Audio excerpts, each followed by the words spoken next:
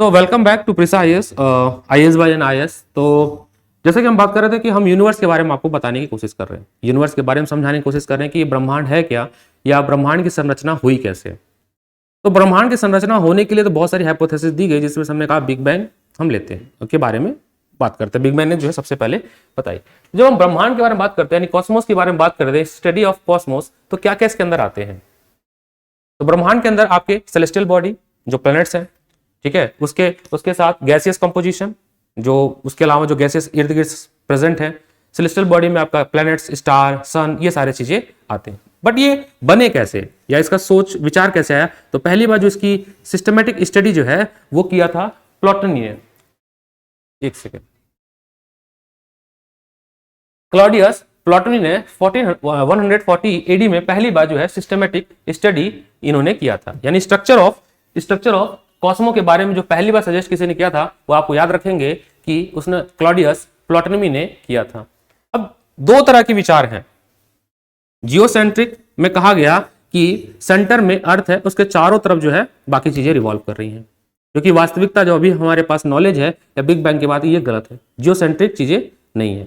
Geocentric में अर्थ centre में और प्लैनेट उसके चारों तरफ घूम रहे हैं, सन उसके चारों तरफ घूम रहे हैं, जो कि ऐसा पॉसिबल नहीं है।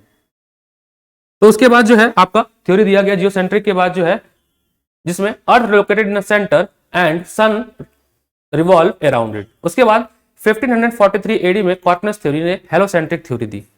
हेलोसेंट्रिक में सन सेंटर में है और उसके चारों तरफ क्या है, प्लैनेट रिवॉल्व कर रहे हैं, जो कि सही है, जो कि माना गया। हेलोसेंट्रिक में sun is located at the centre and earth revolve around. Copernicus explain the heliocentric well but explain the sun is at rest in a galaxy. अब देखो, ये कार्पनिकस की थ्योरी ये तो ठीक थी कि सेंटर में सन है, बट उन्होंने बोला कि जो सन है वो रेस्ट पे है, जो कि वास्तविकता में ऐसा नहीं है। सन भी रिवॉल्व कर रहा है अपने गैलेक्सी में, सन भी जो है वो भी रिवॉल्व कर रहा है अपने गैलेक्सी में, तो ये जो रेस्ट पे ये गलत हो गई। अब इसके बाद जब बिग बैंग, अगर आप इसको मैं थोड़ा सा ब्रॉड करता हूं, देखता हूं सब कोशिश करते समझाने की, द हिस्ट्री ऑफ यूनिवर्स। इसमें आप देखिए कि स्टार्टिंग में सिंगुलरिटी का एक सिंगल पार्टिकल्स है, उसके एक्सप्लोजन से जो ये पूरे ब्रह्मांड का विकास हुआ। सिंगुलरिटी इसका एक्सप्लोजन होता है और कुछ माइक्रोसेकंड 10⁻32 सेकंड में जो है आपका यहाँ पे एक्सप्लोजन हो रहा है। उसके बाद यहाँ पे आफ्टर 3 मिनट यहाँ पे न्यूक्लियर फ्यूजन जब एंड होता है, यहाँ पे आपका एटम बन जाता है। आफ्टर 3 मिनट एक्सप्लोजन होने के बाद 3 मिनट पे जो है पहला एटम बनता है, और फिर इस एटम से एक्सप्लोजन बढ़ता है और इसके थ्रू जो है आपका पूरा ब्रह्मांड का संरचना जो आज का आप देख रहे हैं मॉडर्न, उसके प्रोटॉन, न्यूक्लियर फ्यूजन से प्रोटॉन निकलता है वगैरह, एक पूरा प्रोसेस है न्यूक्लियर फ्यूजन, उसके होने से जो है आज का आपको इस तरह से ब्रह्मांड जो है दिखता है। अगर हम इसमें बात करें एक्सपेरिमेंट, अच्छा एक एक्सपेरिमेंट जो है और किया गया था, यहाँ पे मैं आपको फोटो लगाता हूँ, लार्ज हेलिड्रॉन कोलाइडल, ये बनाया गया था। एक संस्था है CERN, CERN, ये भी करंट के लिए आपको याद रखना है। इस संस्था द्वारा जो है इस बिग बैंग की गुत्थी को सुलझाने के लिए एक एक्सपेरिमेंट किया गया था। ये लगभग 23 किलोमीटर की डायमीटर में एक आर्टिफिशियल कह सकते हैं बिग बैंग थ्योरी को एक्सप्लेन करने के लिए बनाया गया था। बहुत सारे इस पे केसेस हुए कि ये एक ब्लैक होल की तरह काम करेगा, पूरा जो शहर है वो खत्म हो सकता है। आपको याद रखना है कि ये इससे जो है हेलिड्रॉन एक्सपेरिमेंट, यहाँ से गॉड पार्टिकल जो नाम यूज किया जाता है, God particle to explain the big bang theory, वो यहाँ से जो है बताया गया कि एक गॉड पार्टिकल, उसके एक्सप्लोजन से जो है पूरे ब्रह्मांड की संरचना हुई। इस एक्सपेरिमेंट के 2008 में इसको स्टार्ट किया गया था, और हिग्स बोसॉन गॉड पार्टिकल जो है ये समझाया गया था कि किस तरह से इस एक्सप्लोजन से जो है पूरे सृष्टि की संरचना हुई थी। ठीक है, कुछ मैंने यहाँ पे फोटो लगा कोशिश किया किस तरह से रिएक्टर दिखाने के लिए कि इस तरह का जो है पूरा सिस्टम था, पार्टिकल्स को किस तरह से एक जगह से दूसरी जगह भेजा जा रहा था। तो इसके बारे में उतना ज्यादा नहीं है, बट हाँ हमें पता होना चाहिए थोड़ा सा। ये मैंने कांट की हाइपोथेसिस बता दी थी, आप इसमें फिर से लिखा है मैंने।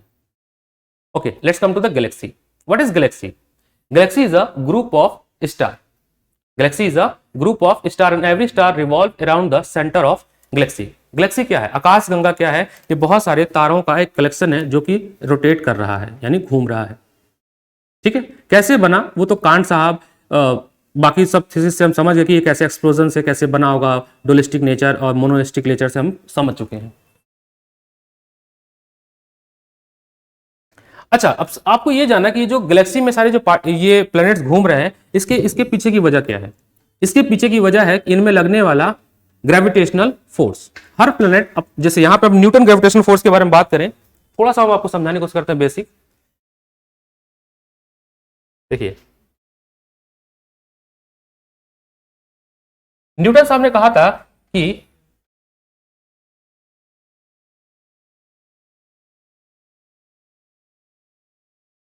देखिए न्यूटन यूनिवर्सल ग्रेविटेशनल लॉ, इस सिद्धांत के हिसाब से दुनिया में कोई भी वस्तु, कोई भी दो ऑब्जेक्ट अगर है, कोई भी दो ऑब्जेक्ट है जैसे मास 1 और ये ऑब्जेक्ट मास 2, इनके बीच की जो दूरी है मान लीजिए d, तो इनमें लगने वाला जो बल है F, उसका फॉर्मूला ये है आपका मास m1 m2 upon d square, और g इन्होंने कांस्टेंट दिया। कह रहे इन दोनों में जो लगने वाला गुरुत्वाकर्षण बल है वो निर्भर करेगा इन दोनों के मास पे, इन दोनों के मास पे, और उनके बीच की जो दूरी है उस पर निर्भर करता है, दूरी पे इनवर्सली प्रोपोर्शनल है। तो ये जो प्लैनेट्स घूम रहे हैं ऑर्बिट्स में, ये इस वजह से घूम पा रहे हैं क्योंकि हर प्लैनेट, हर दो प्लैनेट, मान लीजिए यहाँ पे एक प्लैनेट है एक्स, ये प्लैनेट वाई, इनके बीच की जो दूरी है, इनके वजह से, इनमें और इनके मास के वजह से जो है एक गुरुत्वाकर्षण बल यानी कि ग्रेविटेशनल फोर्स लग रहा है, जो कि वैलिडेट है। हर कोई भी प्लैनेट ले ले हम, इनमें लगने वाला बल, और इसी वजह से जो है ये इलेक्ट्रिकल एक पाथ में घूम रहे हैं और ये अपना ऑर्बिट छोड़ नहीं रहे हैं। इस सिद्धांत को समझाते हुए जो है हम समझ सकते हैं कि किस तरह से जो है गैलेक्सी का कैसे इस जो स्फेरिकल पैटर्न है, ये स्फेरिकल पैटर्न जो हमारे गैलेक्सी का इस तरह से वो कैसे बना। यूनिवर्सल ग्रेविटेशन लॉ को समझा हम उपयोग करके समझ सकते हैं।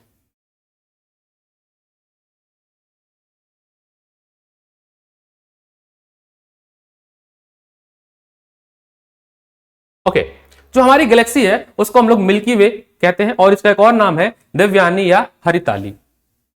जो हमारी गैलेक्सी है जिसमें हमारा अर्थ है, हमारा जो पूरा सोलर सिस्टम है, वैसे बहुत सारी गैलेक्सी है ब्रह्मांड में, जो हम अपनी गैलेक्सी की बात कर रहे हैं मिल्की वे, उसमें मिल्की वे को हम लोग देवयानी और हरिताली नाम से जानते हैं। अगर हम रफली स्ट्रक्चर की बात करें तो मिल्की वे का स्ट्रक्चर कुछ इस तरह से इररेगुलर स्ट्रक्चर है, जिसमें 3 आर्म्स हैं, 3 आर्म्स हैं, और जो सेकंड आर्म है वहां पे जो है सन लोकेटेड है। बाकी आर्म्स में हम कह सकते हैं, बाकी जो है आपके सब्सटेंस प्रेजेंट प्लेनेट कह लो या जो भी कह लो, डस्ट जो है वो प्रेजेंट है, मेट्रो जो भी है वो आप कह सकते हो। आपको याद रखना है कि सेकंड आर्म में, हमारी गैलेक्सी के सेकंड आर्म में जो है सन प्रेजेंट है, और ये भी जो है रोटेट कर रहा है, और इसके चारों तरफ जो है हमारा पूरा सोलर सिस्टम जो है घूम रहा है। ठीक है, ओके। अब अगला है कि ये जो स्टार है, यानी जो स्टार है वो बनता कैसे है। अगर हम बात करें स्टार की बात करें तो स्टार बना कैसे, तो ये हम बात करेंगे कि इनका न्यूक्लियर फिजन हुआ, न्यूक्लियर फिजन होने, अच्छा यहाँ पे अगर हम सन की बात करते हैं, स्टार से पहले हम यहाँ पे डेटा में लिखा है सन के बारे में, तो nearest star to sun and second nearest star to earth is Proxima Centauri. Proxima Centauri ये नाम आप याद रखिएगा, the nearest star to the sun is Proxima Centauri, क्योंकि अभी जो सन के बारे में इसलिए हम उसके बारे में चर्चा करते हैं। हाँ, यहां से बताना था एक्चुअली लाइफ साइकिल। ये भी याद रखिएगा आप लोग कि the pole star indicate the north direction of Milky Way, और हमारे नियरेस्ट गैलेक्सी, जो हमारे गैलेक्सी के सबसे नियरेस्ट है वो है एंड्रोमेडा। ये नाम याद रखिएगा, एंड्रोमेडा, ये आर लिखा है, ANDRO, एंड्रोमेडा। जो नियरेस्ट गैलेक्सी हमारे गैलेक्सी के पास है वो है एंड्रोमेडा। अब अगला है कि स्टार बनता कैसे है, the life cycle of star, या स्टार जो है वो फॉर्म कैसे होता है। स्टार कैसे फॉर्म होता है, तो देखिए स्टार फॉर्म होता है, पहले गैसियस क्लाउड होता है जिसको हम लोग नेबुला कहते हैं, फिर ये समय के साथ श्रिंक होता है, ड्यू टू जो भी रिएक्शंस होते हैं सिंक होता है, सिंक होने की वजह से उसका जो हाइड्रोजन है वो हीलियम में कन्वर्ट होता है, और उससे एनर्जी प्रोड्यूस होती है, और वो बनता है प्रोटोस्टार। इस प्रोटोस्टार में हीलियम की संख्या ज्यादा होती है, क्योंकि हाइड्रोजन कन्वर्ट हो रहा है हीलियम में, तो हीलियम की मात्रा जो है ज्यादा होती है, जिसके वजह से टेम्परेचर राइज होता है, और टेम्परेचर राइज होने की वजह से इसका ग्रेविटेशनल फोर्स भी इंक्रीज होता है, और ये जो क्लाउड है वो श्रिंक होकर छोटे से वॉल्यूम में कंजर्व हो जाता है, और रेड हॉट स्टार बनाता है, जिसकी लगभग टेम्परेचर जो है 35 डिग्री सेल्सियस के आसपास होती है। इस तरह से जो है आपका संरचना होती है किसकी, सन की। और इस रेड हॉट कलर का जो स्टार बनता है, इसको हम लोग रेड रक्त दानव या रेड जाइंट कहते हैं। ठीक है, अब ये हीलियम जो है हैवी मेटल में कन्वर्ट होता है, निकेल और आयरन में समय के साथ, और बाद में जो है यही एक्सप्लोड होता है, एक्सप्लोड होने के बाद इसको हम लोग सुपरनोवा स्टार कहते हैं। अब ये सुपरनोवा स्टार जो है, जो एक्सप्लोडेड स्टार है, इसको दो हिस्सों में हम डिवाइड करते हैं। दो हिस्सों में इसको डिवाइड करते हैं, किससे कंपेयर करते हैं? मास ऑफ सन, या इसको चंद्रशेखर लिमिट भी कहते हैं। एक में जिससे 4.7 ms से ज्यादा जिसका है उसको हम लोग वाइट ड्वार्फ कहते हैं, और जिसमें 1.4 ms से कम है, सॉरी कम है तो उसको वाइट ड्वार्फ कहते हैं, और जिसका ज्यादा है, ठीक है, उसको हम लोग न्यूट्रॉन स्टार या पल्सर स्टार कहते हैं। मैं इसको हाईलाइट करके समझा देता हूं। देखिए ये ms क्या है? मास ऑफ सन, या इसी को हम लोग चंद्रशेखर लिमिट कहते हैं। ms is Chandrashekhar limit, Chandrashekhar limit. तो अगर ms 1.4 से ज्यादा है तो जो उससे इलेक्ट्रॉन जो है वो हाई स्पीड से स्पिन करेगा, वो पल्सर स्टार में कन्वर्ट हो जाएगा, और पल्सर स्टार में कन्वर्ट होगा, वो अपनी ऑर्बिट, जो इलेक्ट्रॉन जो है अपना जो रोटेशन ऑर्बिट है वो उसको छोड़ के बाहर निकल जाएगा, और केवल क्या बच जाएगा? प्रोटॉन बन जाएगा। और केवल अगर प्रोटॉन बच जाएगा, प्रोटॉन एंड न्यूट्रॉन, तो उस स्टार को हम लोग न्यूट्रॉन स्टार कहते हैं। ठीक है, न्यूट्रॉन स्टार कहते हैं। और ये न्यूट्रॉन स्टार जो है यही आगे चल के जो है ब्लैक होल, जो कि हम बात करते हैं ब्लैक होल में मतलब कोई भी चीज जो है इसमें जाती है तो वापस नहीं आती है, इस तरह का एक कॉन्सेप्ट डेवलप किया होता है। ठीक है, हम स्टार को भी दो साइज में डिवाइड कर सकते हैं। ठीक है, सुपरनोवा को हम दो, सुपरनोवा क्या है फिर से बता देते हैं, an explosive star mass of earth. ठीक है, 1.4 से ज्यादा है तो व्हाइट ड्वार्फ कहलाएगा, जिसको ब्लैक ड्वार्फ या समय के साथ डिसअपियर हो जाता है, और अगर 1.4 ms से ज्यादा है तो वो आपका न्यूट्रॉन स्टार कहलाता है, जो कि आगे चल के ब्लैक होल में कन्वर्ट होता है। ठीक है, सो हमारी आकाशगंगा का इकलौता स्टार, या कह सकते हैं इकलौता स्टार है, वो है सन, जिसके पास खुद की ऊर्जा है। प्लैनेट के पास खुद की ऊर्जा नहीं होती है। तो सन के बारे में देखते हैं, सन क्या है। Sun is a star, it is the central celestial body of our solar system. It is believed that 5 billion year old. ये माना जाता है कि जो हमारा सन है वो आज से 5 मिलियन साल पहले बना हुआ है, और हमारे सोलर सिस्टम का केंद्र भाग, यानी कि एक स्टार है, सेंटर में लोकेटेड है। सन की डायमीटर लगभग 139200 किलोमीटर लगभग नापी गई है।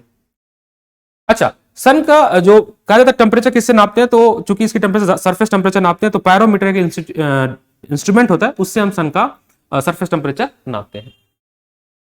सन की जो टेम्परेचर वो वेरी करती है 15 मिलियन डिग्री। जो सेंटर होता है, अभी हम आपको स्ट्रक्चर बताएंगे सन का, तो सन का जो सेंटर वाला पार्ट होता है उसकी डिग्री, उसका जो टेम्परेचर होता है वो होता है 15 मिलियन डिग्री सेल्सियस होता है, और 15 मिलियन डिग्री से लेके 1500 डिग्री सेल्सियस तक इसका सरफेस टेम्परेचर होता है। सन के पास इतनी ऊर्जा आती कहां से है, तो सन के पास इतनी ऊर्जा आती है न्यूक्लियर फिजन से। Same hydrogen will convert into helium and produce the large amount of energy. ठीक है, तो सोर्स ऑफ एनर्जी की बात करें तो न्यूक्लियर फिजन है, इससे बहुत ज्यादा एनर्जी निकलता है, और जो एनर्जी निकलता है, यानी जो सन से जो एनर्जी प्रोड्यूस होती है वो डुअलिस्टिक नेचर का होता है। डुअलिस्टिक नेचर का मतलब होता है it behave like wave as well as particle. Dual nature of substance की तरह बिहेव करता है, तो वेव जैसा भी पार्टिकल करता है, वेव जैसा और पार्टिकल जैसा बिहेव करता है। अगर हम वेव की बात करें तो ये शॉर्ट वेव की तरह बिहेव करता है। शॉर्ट वेव की इंटेंसिटी बहुत ज्यादा होती है। दो तरह की वेव होती है, long wave and short wave. तो शॉर्ट वेव की तरह बिहेव करती है, जिसकी इंटेंसिटी बहुत ज्यादा होती है। अगर हम 1 सेंटीमीटर स्क्वायर का एक सरफेस एरिया अगर हम मान लेते हैं कि सन के ऊपर, तो 1 मिनट के अंदर 16 बिलियन फोटोन पार्टिकल जो है इसको हीट करते हैं। ये शो करता है पार्टिकल नेचर ऑफ सन। आप समझिएगा, मैं फिर से कह रहा हूं, आप समझने की कोशिश करिएगा। अगर हम सन के ऊपर 1 सेंटीमीटर स्क्वायर का एरिया मान लेते हैं, तो हर मिनट उस पे 16 बिलियन फोटोन पार्टिकल हिट करते हैं, और इस फोटोन पार्टिकल के हिट करने से 1.94 कैलोरी की एनर्जी रिलीज होती है। 1.95 आप कर सकते हैं, 1.95 calorie energy release at every minute. Her minute इतनी एनर्जी रिलीज होती है जब 1 मीटर 1 सेंटीमीटर स्क्वायर के एरिया पे फोटोन पार्टिकल हिट करता है, और इस एनर्जी को हम लोग सोलर कांस्टेंट बोलते हैं। इस एनर्जी को हम लोग सोलर कांस्टेंट बोलते हैं। ये फैक्ट आपको इसलिए समझाया जा रहा है कि अगर आप आंसर लिखते हैं कुछ भी सन के ऊपर, अगर मेंस में क्वेश्चन बनता है, तो ये सारी बातों को आप वहां पे हाईलाइट करेंगे। मकसद ये है।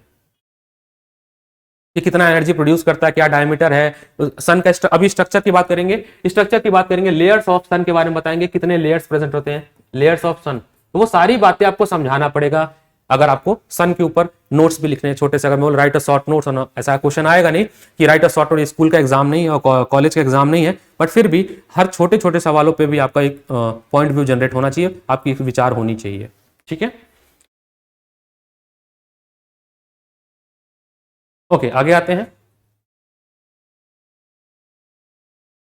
ओके, डायमीटर यहाँ पे फिर से मैं लिखा 1.39 मिलियन है। पीरियड ऑफ रोटेशन, जो सन का रोटेशन पीरियड है वो है 25 डेज 9 आवर, और इसकी जो स्पीड है वो 7179.73 किलोमीटर पर आवर की रफ्तार से रोटेट करता है। देखिए दो चीज है, रोटेशन एंड रेवोल्यूशन।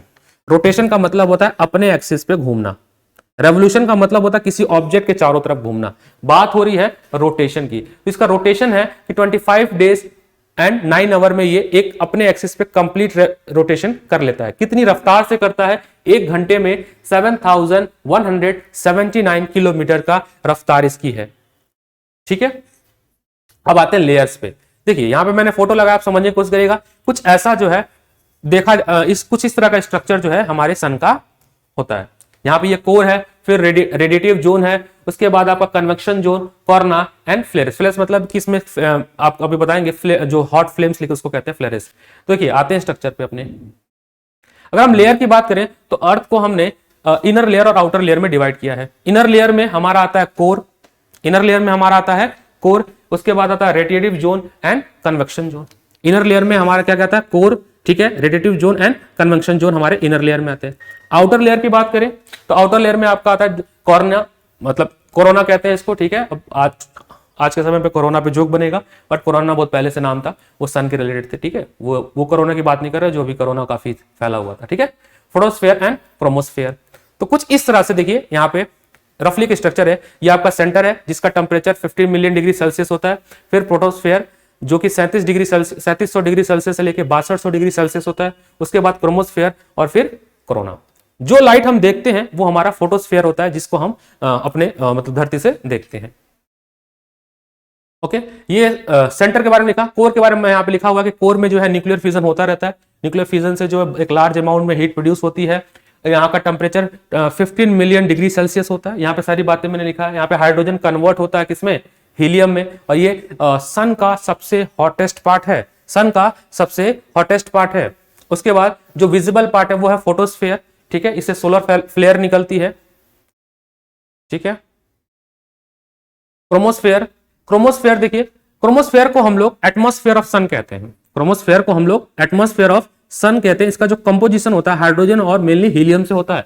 इसमें हाइड्रोजन 71% होता है जो कि हीलियम में कन्वर्ट होता रहता है, हीलियम 26, और अदर गैस 3% है। ठीक है, और यही हाइड्रोजन जो हीलियम में कन्वर्ट होता रहता है और यहाँ पे जो है आपको एनर्जी प्रोड्यूस होती है। और क्रोमोस्फेयर में जो आपकी व्हाइट लाइट है, जो कि 7 विबग्योर जो 7 विजिबल वेवलेंथ में बनती है या स्पेक्ट्रम में बनती है, वो क्रोमोस्फेयर से ही बनती है। ठीक है, 7 व्हाइट लाइट आपको दिखती है। क्रोमोस्फेयर और फोटोस्फेयर की जो दूरी है, उनके बीच की जो डिस्टेंस है वो 2100 किलोमीटर के आसपास है। और यहाँ का टेम्परेचर 37 डिग्री सेल्सियस से लेके 77। ये सब फैक्चुअल चीजें जो मैं आपको बता रहा हूं, इसको आपको समझना है, दिमाग में बैठाना है कि आप अगर आंसर आएगा तो आप ये बातें उसमें लिखने की कोशिश करेंगे। अगर एमसीक्यू आ गया प्रीलिम्स में या किसी भी स्टेट एग्जामिनेशन में, तो आप एलिमिनेट कैसे कर सकते हैं अगर ये फैक्ट आपके पास है तो।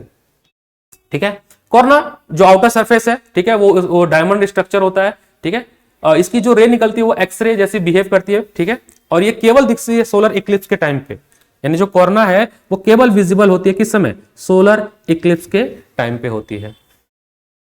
ठीक है, फिर रेडियो एक्टिव जोन, ये जोन जो है आपका इनर मोस्ट जोन है। ठीक है, ये याद रखिएगा, इसकी degree 2 to 7 million degree Celsius तक होती है। ओके, ये मैंने कहा सन से जो है प्लेनेट की जो दूरी है, यहाँ पे देखिए रेडियस मैंने बनाया, इलेक्ट्रिकल पाथ में घूमता है। ये R2 सबसे लंबी दूरी है, सबसे ज्यादा दूरी है, डिस्टेंस है। ये कब होता है ये भी याद रखिएगा, R2 इज मैक्सिमम डिस्टेंस। ये कब होता है, ये 4 जुलाई, इसको एपिहेलॉन बोलते हैं। ठीक है, ये इसका डिस्टेंस कितना होता है, 15.21 करोड़ किलोमीटर होता है। और ये 3 जून को होता है आपका पेरिहेलॉन, जो कि होता है 4.7 किलोमीटर। ठीक है, ये आप याद रखिएगा, दिस इज अ डिस्टेंस। अर्थ है ये और ये आपका सन है। ठीक है, ओके, अब थोड़ा सा ब्रेक लेते हैं, इसके फिर हम लोग प्लैनेट्स पे डिस्कस करेंगे। प्लैनेट्स में देखिए हम आपको दिखा देते हैं कितनी सारी बातें हमने यहाँ पे मेंशन किया है हर प्लैनेट के बारे में। मरकरी के बारे में लिखा हुआ है, उसके फैक्ट क्या हो सकते हैं, उस पर सैटेलाइट्स कौन कौन से गए थे, ताकि आपका यहाँ पे साइंस एंड टेक भी थोड़ा थोड़ा आपको टच मिलता रहे।